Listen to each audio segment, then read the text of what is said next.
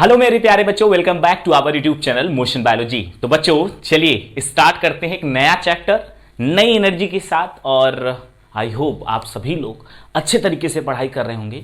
बीच बीच में कुछ वीडियो आपके मतलब 2-3 दिन नहीं आ रहे हैं, 4 दिन नहीं आ रहे हैं, उसके लिए क्षमा चाहते हैं, क्योंकि टाइम जैसे ही हमको मिलता है वैसे ही हम आपका वीडियो अपलोड करते हैं। तो चलिए आज फिर से एक नया चैप्टर स्टार्ट करें और जल्दी ही इसको फिनिश करके एक नए चैप्टर की तरफ फिर से बढ़ेंगे। चैप्टर का नाम आप सबको पता होगा कि हमें बायोटेक्नोलॉजी यानी कि हम लोग जैव प्रौद्योगिकी पढ़ रहे हैं। और जैव प्रौद्योगिकी में एक चैप्टर हमने फर्स्ट चैप्टर उसका कंप्लीट किया, वो यूनिट थी हमारी।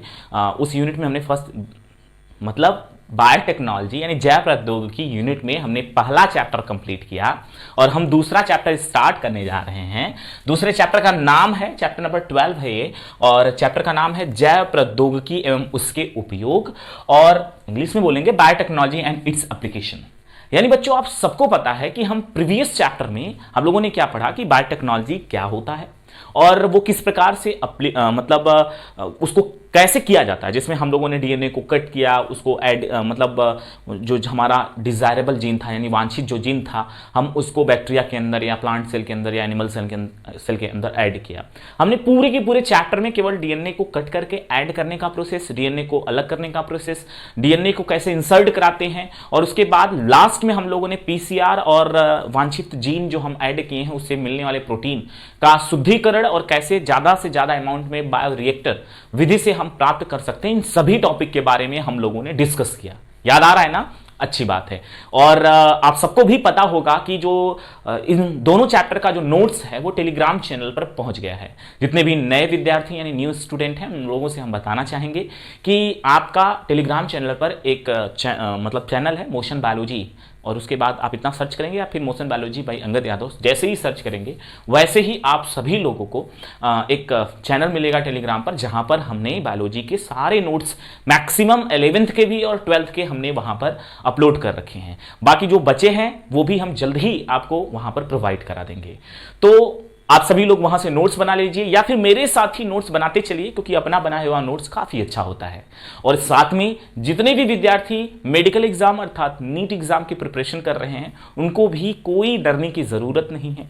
जितना हम लोग कॉन्सेप्ट पढ़ रहे हैं, जितने हम लोग टॉपिक को पढ़ रहे हैं, सब कुछ एकदम अच्छे तरीके से आप रिवाइज करते चलिए। इससे बाहर नहीं आता है, नहीं आएगा, और इससे बाहर पढ़ने की आपको जरूरत नहीं। पहले इतना पढ़ लीजिए, क्योंकि एनसीईआरटी से बाहर बायोलॉजी में कुछ 4-5 क्वेश्चन आते हैं जो कि आगे उसके लिए ज्यादा मेहनत करने से अच्छा पहले एनसीईआरटी ढंग से कर लो।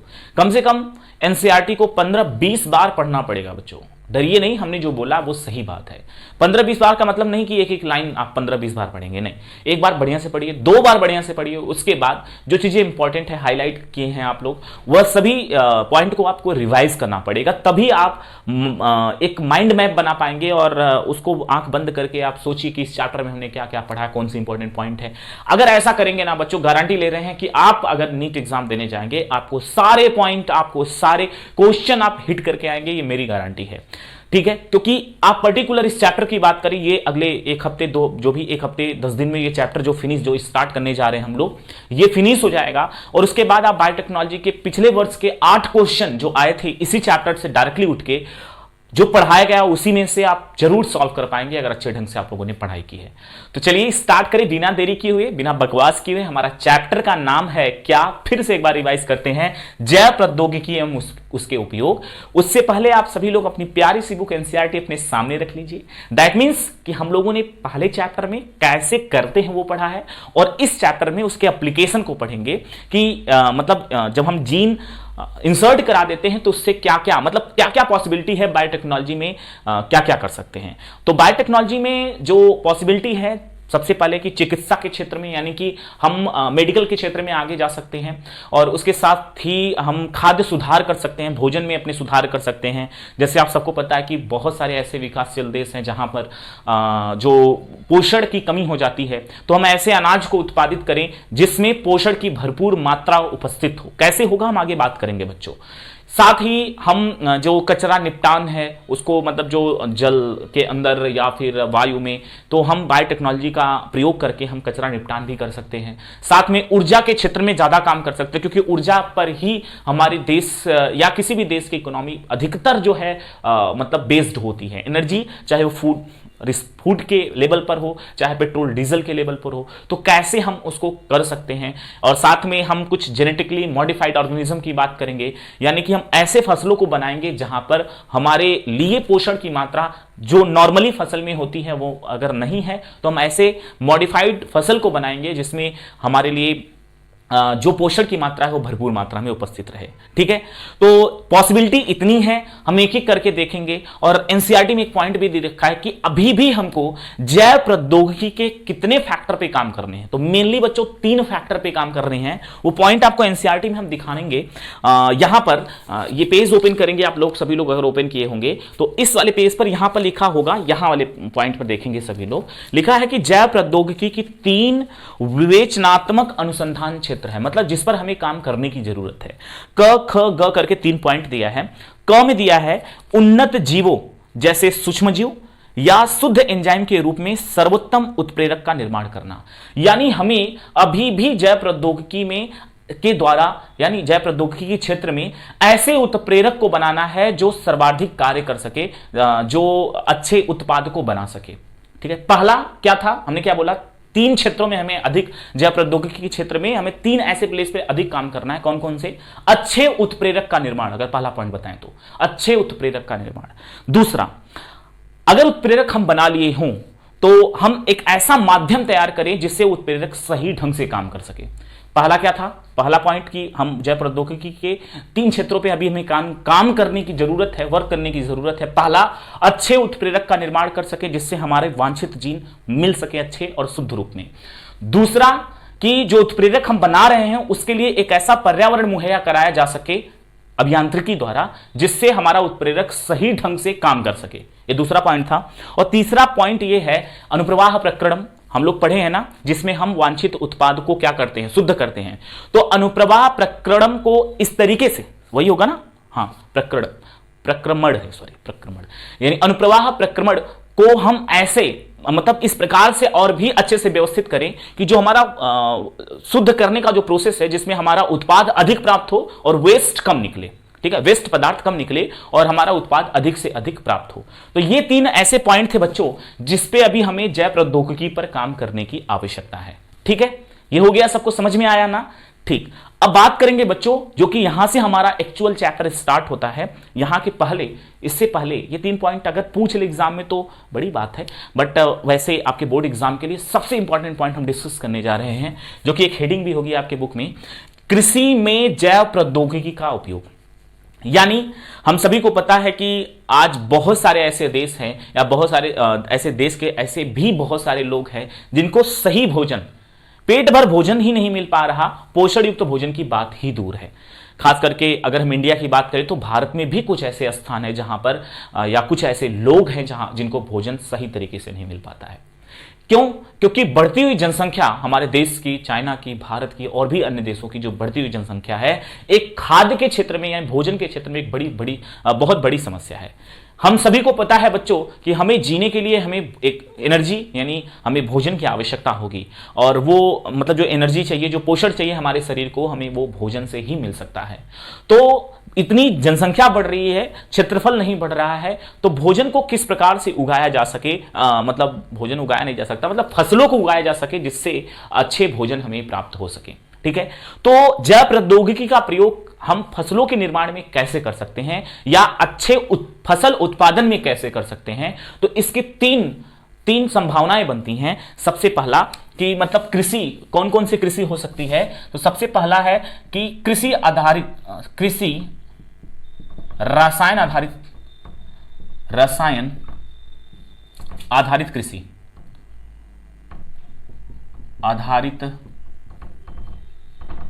कृषि, दूसरा पॉइंट है बच्चों कार्बनिक कृषि,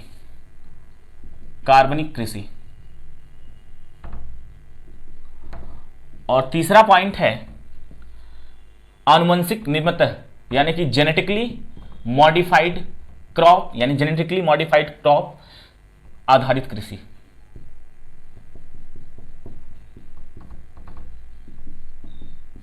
आनुवंशिकता निर्मित फसल आधारित कृषि, आपके बुक में ऐसे लिखा होगा आनुवंशिकता निर्मित फसल आधारित कृषि, जिसको जेनेटिकली मॉडिफाइड क्रॉप हम लिखे हैं शॉर्ट फॉर्म में। ठीक है, यानी कि कृषि के क्षेत्र में जैव प्रौद्योगिकी के 3 संभावनाएं हैं, मतलब हम 3 पर अगर हम काम करें तो हम अच्छे खाद्य पदार्थों को मतलब अच्छे खाद्य पदार्थ युक्त फसल का निर्माण कर सकते हैं।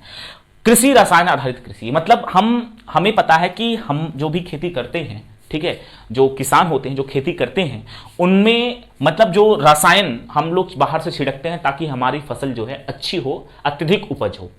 दूसरी पॉसिबिलिटी है कि हम ऐसे कृषि ऐसी खेती को करें जहां पर हम ऑर्गेनिक खाद का यूज करें, जैसे गोबर की खाद हुई है ना, सड़े गले पेड़ पत्तों की मतलब पत्तों की, ठीक है, ऐसी खाद का उपयोग करके हम अपने फसल का उत्पादन कर सके। पहली क्या संभावना है कि हम ऐसी खेती करें जिसमें हम रसायन का यूज करें, और रसायन हमें कहां से मिलेंगे, हम बायोटेक्नोलॉजी से वो प्राप्त कर लेंगे। ठीक है, तो ऐसी खेती जो रासायनिक आधारित कृषि होती है, जैसे बाहर से हम यूरिया वगैरह छिड़काव करते हैं, पेस्टिसाइड्स वीडीसीडेज का यूज करते हैं। और दूसरा पॉसिबिलिटी है कि हम ऐसी खेती करें जिसमें हम कार्बनिक ही खादों का प्रयोग करें, जैसे गोबर की खाद हो गई। और उसके बाद तीसरा है कि हम ऐसी खेती करें मतलब ऐसी फसलों को उगाएं जो क्या हो, जेनेटिकली मॉडिफाइड हो। ठीक है, जेनेटिकली मतलब उसके जीन में हम हेर फेर किए हों, जिससे जो हमारा वांछित जीन है उस फसल के पौधों के अंदर स्थानांतरित किया गया हो। तो ये 3 ऐसी पॉसिबिलिटी है हमारी कृषि के क्षेत्र में जिसमें जैव प्रौद्योगिकी कार्य आता है। ठीक है, एक रसायन आधारित हो सकती है, दूसरा कृषि कार्बनिक, और तीसरा ऐसे फसल हम बनाएं जब बायोटेक्नोलॉजी का प्रयोग करके जिसका जीन क्या हो, मॉडिफाइड हो। ठीक है बच्चों, इतनी बात समझ में आ गई बच्चों। अब उसके बाद आगे का जो एनसीईआरटी में दिया है, आप ध्यान से देखेंगे, उसको पढ़ेंगे भी ध्यान से। उसमें स्पष्ट लिखा है कि हरित क्रांति आने के बाद भी लोगों को जो सही भोज्य पदार्थ या जिसमें पोषण युक्त भोज्य पदार्थ अभी भी नहीं मिल पा रहा है सभी लोगों को, है ना, सभी लोगों को, जिसमें से कुछ लोग, बहुत लोग अगर कहेंगे तो कुपोषण के शिकार हो जाते हैं बच्चे, जिनको सही प्रोटीन की मात्रा, सही कार्बोहाइड्रेट की मात्रा, सही विटामिन, सही उसके साथ मिनरल्स या फाइबर फूड नहीं मिल पा रहा है। तो हमारे पास एक ऐसा रास्ता है, जीन मॉडिफाइड ऑर्गेनिज्म एक ऐसा रास्ता है जिसके द्वारा हम ऐसे फसलों का निर्माण कर सकते हैं जिसके द्वारा हम किसी एक पर्टिकुलर फूड में, यानी किसी एक भोजन में, जैसे चावल में या फिर गेहूं में, जो सबको पहुंचाया जा सके, उसमें सभी पोषक तत्व मौजूद हों। पोषक तत्व कौन होते हैं, सबको पता है, कार्बोहाइड्रेट, विटामिन, प्रोटीन, ठीक है, खनिज पदार्थ, ठीक। तो ये सभी पोषक तत्व हमारे, यानी वसा वगैरह जो भी है, तो ये हमें पोषक तत्व किसी एक भोजन में उपलब्ध हो, जो लोग सारे भोजन को नहीं खा सकते। जैसे सारे लोग तो मछली नहीं खा सकते, मतलब नहीं मिल सकती ना, सिंपल सा मतलब है, सबको मछली नहीं मिल सकती, सबको अंडे नहीं मिल सकते, सबको दूध नहीं मिल सकते। जो गरीब लोग हैं उनको कहां से सारी चीजें मिल सकते हैं। लेकिन हम ऐसे फसल बना सकते हैं किसके द्वारा, बायोटेक्नोलॉजी विधि के द्वारा, जो कि जिसके मतलब केवल एक ही अनाज के अंदर अधिक से अधिक पोषक तत्व मौजूद हो। ठीक है, इसके बाद की बच्चों हेडिंग बात करें हम, तो इंपॉर्टेंट हेडिंग है जो कि आपके एग्जाम में पूछी जाती है, याद रखिएगा, हम इसको मिटाते हैं, और वेरी वेरी इंपॉर्टेंट है। हालांकि ये अगर पूछेगा तो ये 3 पॉइंट याद रखना है आप लोगों को। और जो आगे की जो हेडिंग हम बात करने जा रहे हैं वो हेडिंग कौन सी है, आनुवंशिकतः निर्मित फसल या आनुवंशिकतः निर्मित जीव। ठीक है, हम किसकी बात करेंगे, GMO की। ठीक है, जिसका क्या है, जेनेटिकली मॉडिफाइड ऑर्गेनिज्म, या फिर इसको हम क्या बोल सकते हैं, अभी पढ़ेंगे आगे। जेनेटिकली मॉडिफाइड ऑर्गेनिज्म, यानी हिंदी में आपसे एग्जामिनर क्वेश्चन कर सकता है आपके पेपर में, आनुवंशिकतः निर्मित जीव। ठीक है, एक लाइन का डिफिनेशन है बच्चों, इंपॉर्टेंट है, IMP लगा लीजिए, स्टार लगा लीजिए अपने नोट्स में। और इसको क्या जानना है, अब इसका डिफिनेशन क्या है कि ऐसे जीव, अब इस जीव में कौन कौन आ सकता है, बैक्टीरिया आ सकता है, और प्लांट आ सकता है, एनिमल आ सकता है, सब आ सकते हैं। ऐसे जीव जिनके डीएनए में फेरबदल किया गया, जिनके डीएनए में क्या किया गया हो, वांछित जीन ऐड किया गया हो, वांछित जीन प्रवेश कराया गया हो, या फिर लिख सकते हैं प्रवेश कराया गया हो या फिर फेरबदल किया गया हो, फेरबदल किया गया हो, फेरबदल किया गया हो, ठीक है, किया गया हो, ऐसे जीव को क्या बोलेंगे हम? जेनेटिकली मॉडिफाइड ऑर्गेनिज्म बोलेंगे। और ऐसे जीवों को हम ट्रांसजेनिक ऑर्गेनिज्म भी बोलेंगे, ट्रांसजेनिक, ठीक है, ट्रांसजेनिक ऑर्गेनिज्म भी बोला जाता है, ऑर्गेनिज्म भी बोला जाता है। इसका मतलब हिंदी में पारजीनी जंतु, ठीक है, पारजीनी जंतु, सॉरी पारजीनी जीव होगा, ठीक है, पारजीनी जीव।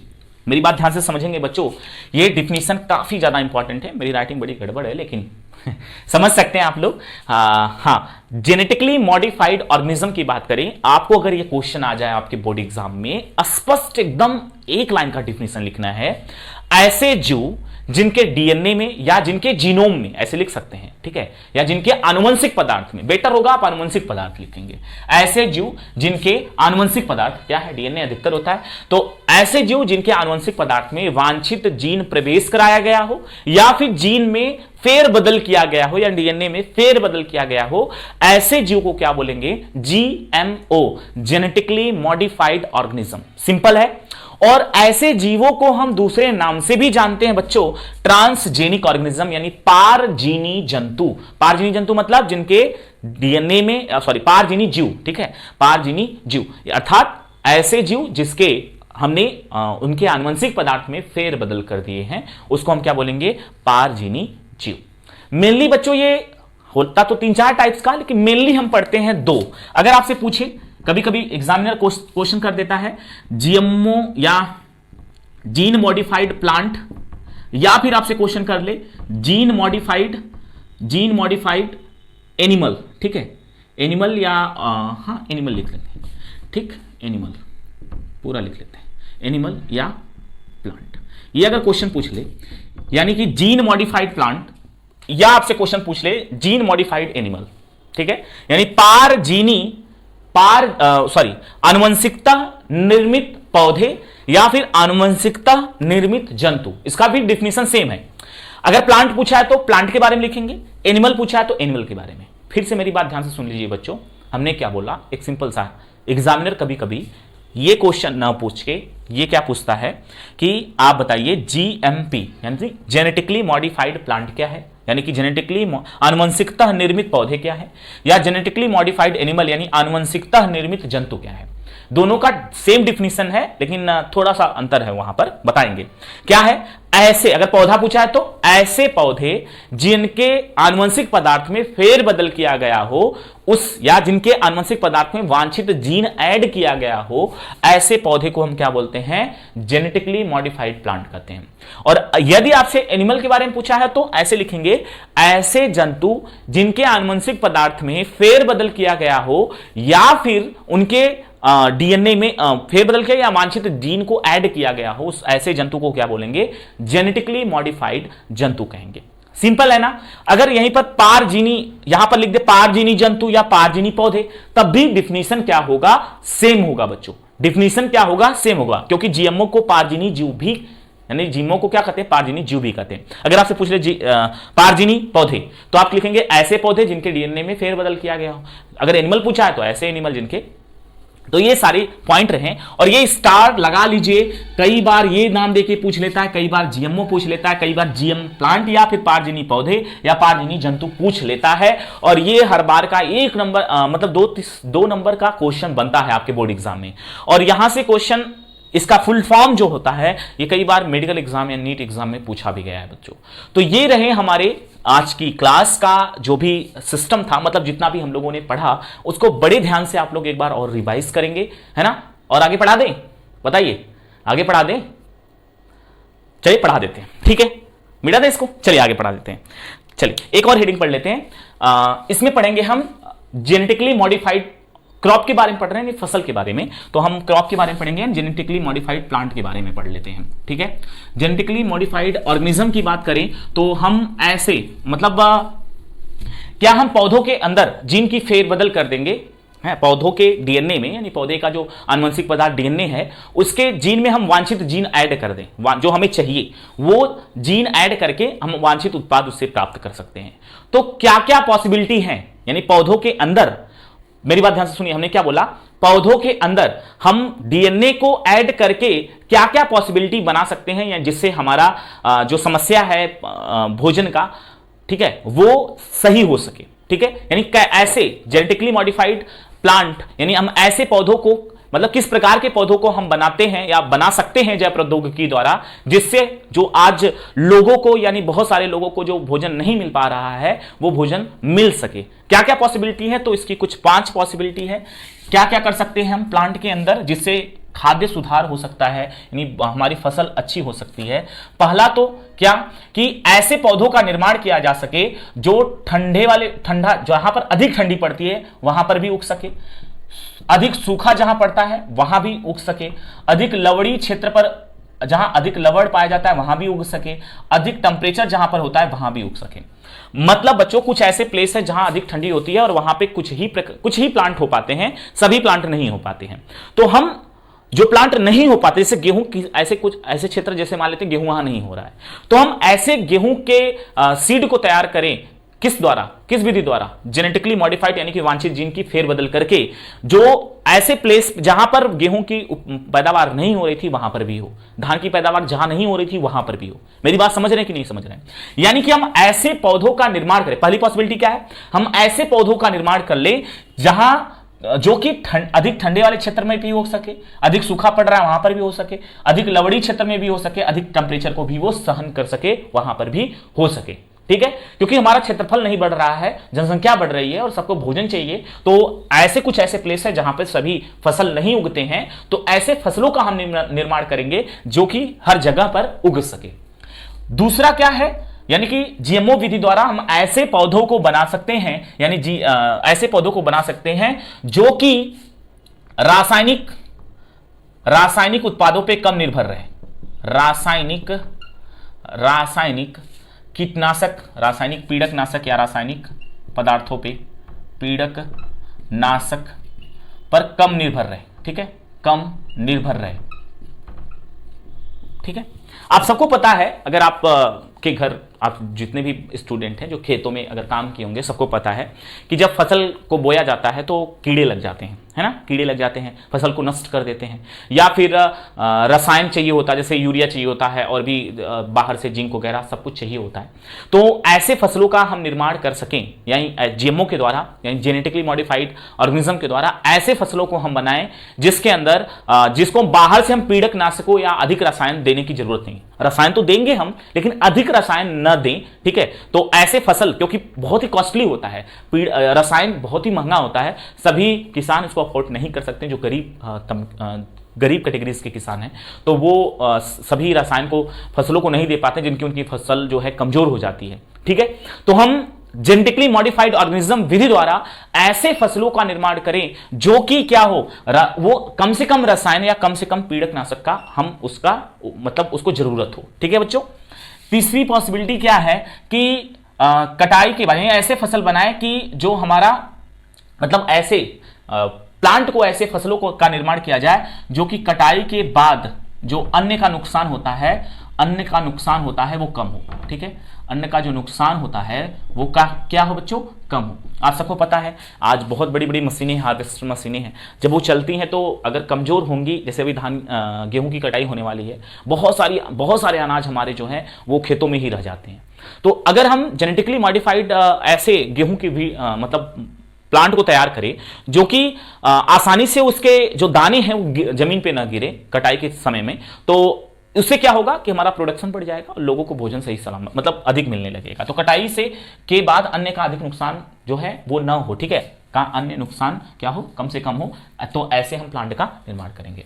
फोर्थ पॉइंट ये क्या कर रहा है कि ऐसे पौधे बनाएं जो कि जमीन से अधिक खनिज पदार्थ का अवशोषण कर सके, अधिक खनिज पदार्थ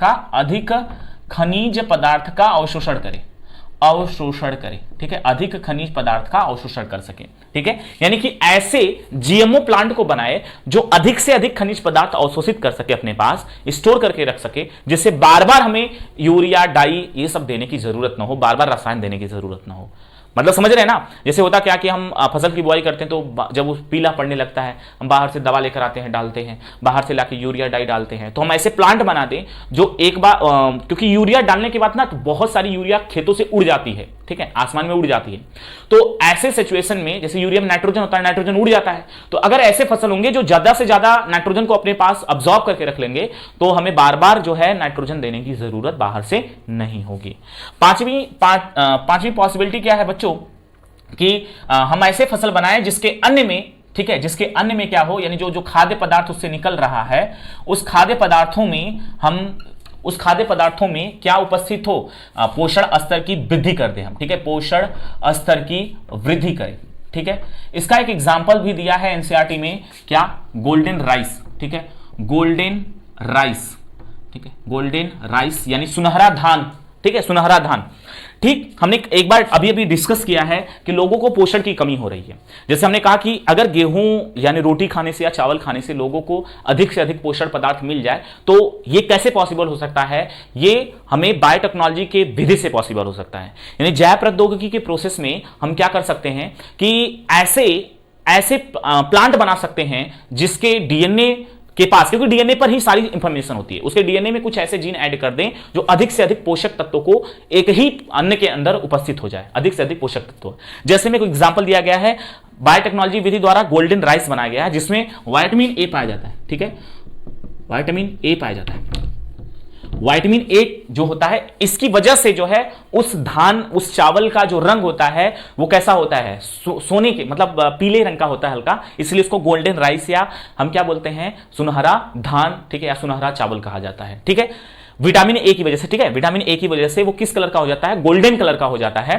तो इसी वजह से उसे गोल्डन राइस या गोल्डन क्या कहते हैं, गोल्डन धान कहते हैं।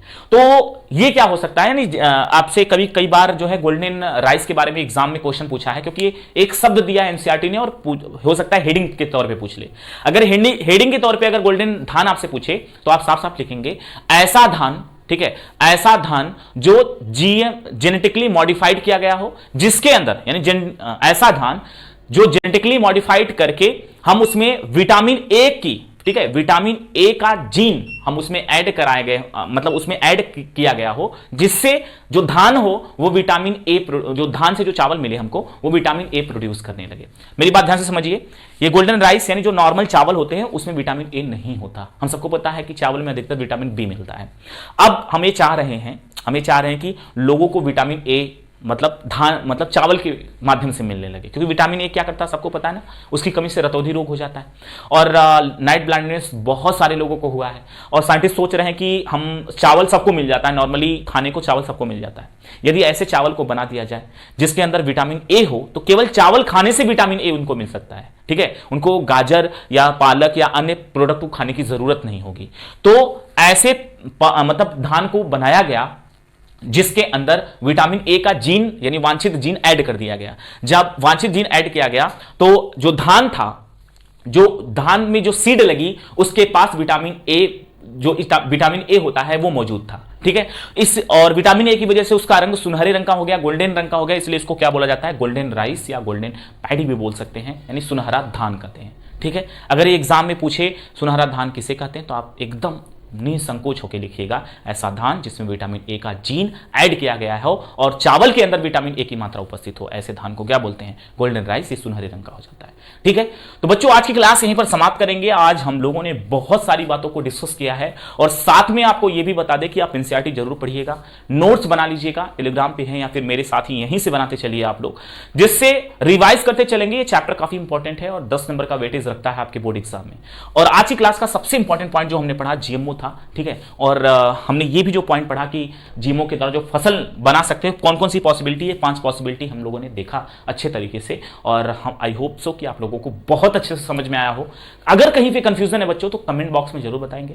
और हाँ, अब पॉइंट आ गया है कि क्वेश्चन करने का, है ना, क्वेश्चन करने वाली बात है। आप हमें बताएंगे पहला क्वेश्चन, हिंड सेकंड की खोज करने वाले वैज्ञानिक का नाम, ठीक है, हिंड सेकंड की खोज करने वाले वैज्ञानिक का नाम और किस प्लेस से उसको काटा जाता है, मतलब जो hind second restriction endonuclease enzyme है वो डीएनए को किस किस प्लेस से काटता है। ये 2 क्वेश्चन, और एक तीसरा क्वेश्चन आप ये भी बता देंगे आप लोग हमको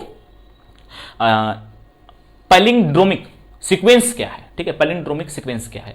तो ये 2 क्वेश्चन, मतलब 3 क्वेश्चन आप कमेंट बॉक्स में इसका आंसर दीजिएगा। क्लास कैसी लगी बताइएगा, लाइक कर दीजिए बच्चों, सारे लोग देखते हैं लाइक नहीं करते हैं, लाइक कर दीजिए, अपने दोस्तों को शेयर करिए कि आकर पढ़ ले क्लास, वो जिनको समस्या हो इस चैप्टर में पर्टिकुलर, और अगर उनको पूरा पढ़ना तो बता दीजिए। छोटे छोटे वीडियो आप सभी लोग देख सकते हैं, और अभी तक आप अगर चैनल को सब्सक्राइब नहीं किए तो बिल्कुल कर लीजिए।